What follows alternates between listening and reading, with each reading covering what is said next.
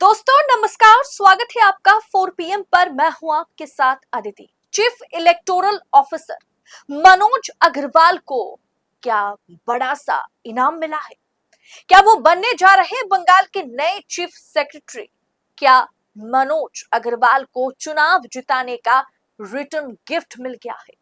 इस वक्त की सबसे बड़ी खबर पश्चिम बंगाल के पावर कॉरिडोर से आ रही है कि बंगाल में सत्ता की चाबी जैसे ही भाजपा के हाथ में आती है, भाजपा ने अपना पहला और सबसे चौंकाने वाला पत्ता खेल दिया है।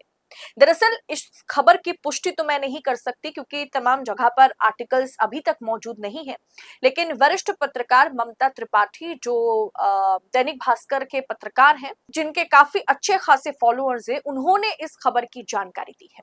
खबर है कि 1990 बैच के IAS अधिकारी मनोज अग्रवाल, जो कि आपने ये शक्ल तो देखा ही होगा पश्चिम बंगाल चुनाव में, क्या कमाल का उनका परफॉर्मेंस रहा है। Manoj Agarwal chief electoral officer Paschim Bangal में थे और है अभी भी। तो मनोज अग्रवाल राज्य के पश्चिम बंगाल के ही सचिव बनने जा रहे हैं, मुख्य सचिव, चीफ सेक्रेटरी होने जा रहे हैं। दरअसल प्रशासनिक गलियारों में इसे मनोज अग्रवाल के लिए एक बड़े प्राइस के तौर पर इसे देखा जा रहा है, इनाम के तौर पर इसे देखा जा रहा है, रिटर्न गिफ्ट के तौर पर इसे देखा जा रहा है। सवाल उठ रहे हैं कि क्या यही वो रिटर्न गिफ्ट है जो उन्हें चुनाव के दौरान कथित तौर पर भाजपा की राह आसान करने के बदले मिला है? जिस अधिकारी पर आय से लेकर के अधिक संपत्ति का CBI केस चल रहा था, जिनकी पत्नी और ससुर से पूछताछ हो रही थी, अचानक उनके सारे दाग कैसे धुल गए? ये सवाल आप देख सकते हैं कि ट्विटर पर उठाया गया है पत्रकार द्वारा। और कैसे रिटायरमेंट से ठीक पहले वे बंगाल ब्यूरोक्रेसी के शहंशाह बनने जा रहे हैं, आपको सब कुछ जानकारी इस वीडियो में दूंगी। खैर, मैंने जैसे सबसे कहा कि आपको याद होगा कि इस बार पश्चिम बंगाल चुनाव में ज्ञानेश कुमार से भी ज्यादा अच्छा परफॉर्मेंस किसी ने किया है, तो वो परफॉर्मेंस था मनोज अग्रवाल की। परफॉर्मेंस की बड़ी चर्चा हो रही है। आइए पूरी जानकारी आपको मैं दे देती हूँ। भाजपा की प्रचंड जीत के बाद प्रशासनिक हलकों में यह चर्चा आम है कि जिस तरह से मनोज अग्रवाल ने 2026 के विधानसभा चुनावों को संपन्न कराया, उससे चुनाव आयोग और नई सरकार दोनों ही बेहद प्रभावित है। कहा जा रहा है कि उनकी इसी कार्य कुशलता या फिर कार्यशैली के चलते उन्हें राज्य के सबसे बड़े प्रशासनिक पद यानी मुख्य सचिव, चीफ सेक्रेटरी की कुर्सी सौंपी जा रही है। अब दोस्तों, विवादों से इनका अच्छा खासा नाता है। CBI केस और आय से अधिक संपत्ति, मनोज अग्रवाल का नाम विवादों से अछूता नहीं है। उन पर आय से अधिक संपत्ति यानी DA केस का मामला CBI में चल रहा था। इस मामले में उनकी पत्नी और उनके ससुर जी के से भी कई मर्तबा पूछताछ की गई है, उन्हें समन भी भेजा गया है। लेकिन हाल के घटनाक्रम बताते हैं कि वो मामला अब ठंडे बस्ते में चला जाएगा, उसका रफा दफा कर दिया जाएगा। राजनीतिक गलियारों में यह चर्चा है कि केंद्र सरकार उन्हें सेवा विस्तार यानी आफ्टर रिटायरमेंट एक्सटेंशन देकर बंगाल की ब्यूरोक्रेसी का नया बॉस बना करके रखने वाली है।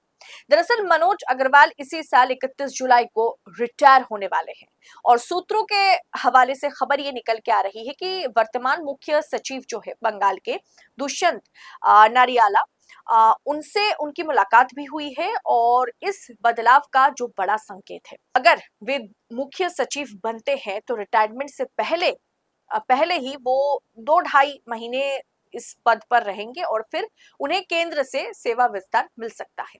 अब दोस्तों, गौरतलब है कि ममता सरकार के दौरान उन्हें इस पद के लिए नजरअंदाज किया गया था, जिसे अब भाजपा सरकार में उनकी बड़ी वापसी के रूप में देखा जा रहा है। उन्हें चीफ सेक्रेटरी बनाने की बात पहले भी उछली थी, पहले भी सामने आया था, लेकिन ममता बनर्जी की सरकार ने इसे तवज्जो नहीं दी थी।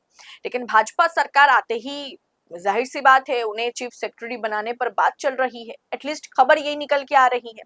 मनोज अग्रवाल वर्तमान में राज्य के IAS एसोसिएशन के अध्यक्ष भी हैं। उनके पास खाद्य विभाग, वन विभाग और कार्मिक और प्रशासनिक सुधार जैसे महत्वपूर्ण विभागों का लंबा अनुभव भी है। लेकिन उनके बैच के अन्य वरिष्ठ अधिकारियों को दरकिनार कर उन्हें इस पद के लिए चुनना क्या 2+2=4 आपको नहीं दिखाई दे रहा है? खैर, राज्य की ब्यूरोक्रेसी के भीतर भी नई चर्चाओं को जन्म दे दिया है कि आखिर अब ब्यूरोक्रेसी में क्या पदोन्नति इसी तरीके से होता रहेगा आगे? खैर, जो सत्ता के आगे सत्ता के हिसाब से काम करेगा, सत्ता के आगे नतमस्तक रहेगा, क्या उनकी चलेगी? मनोज अग्रवाल की नियुक्ति केवल एक प्रशासनिक फेरबदल नहीं है, बल्कि अगर उनकी नियुक्ति चीफ सेक्रेटरी के तौर पर कर दी जाती है तो ये महज प्रशासनिक फेरबदल नहीं बल्कि एक बड़ा राजनीतिक संदेश भी है। क्या एक दागदार वाले अधिकारी को मुख्य सचिव बनाना नई सरकार की कार्यप्रणाली पर सवाल खड़ा नहीं करेगा? और क्या चुनाव सवालों के घेरे में नहीं आएगा? खैर, चुनाव और चुनावी निष्पक्षता, चुनाव आयोग की निष्पक्षता सवालों के घेरे में तो है ही, लेकिन अब अगर मनोज अग्रवाल को चीफ इलेक्टोरल ऑफिसर, जो कुछ समय बाद वो रिटायर होने वाले हैं, और उनका एक्सटेंशन करके अगर उन्हें चीफ सेक्रेटरी बना दिया जाए, ब्यूरोक्रेसी की पश्चिम बंगाल में शहंशाह बना दिया जाए, तो क्या चुनाव पर सवाल, बड़ा सा प्रश्न चिन्ह खड़ा नहीं होगा? या फिर उनके अनुभव का लाभ जो है वो बंगाल को मिलेगा?